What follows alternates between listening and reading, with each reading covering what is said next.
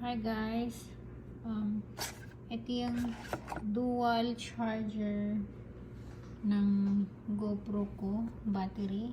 Ito yun. Para hindi ako charge ng charge. Ayun, binilhan ako nito, dual battery. Just in case malubat ako, meron ako tawag nito, reserva. Charge dito, ganyan lang. Lalagay dyan. Ganyan. Oops.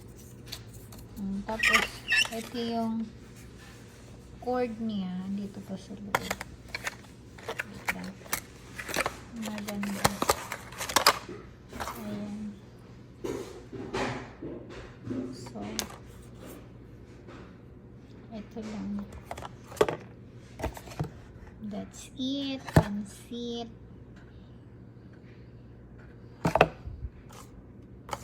GoPro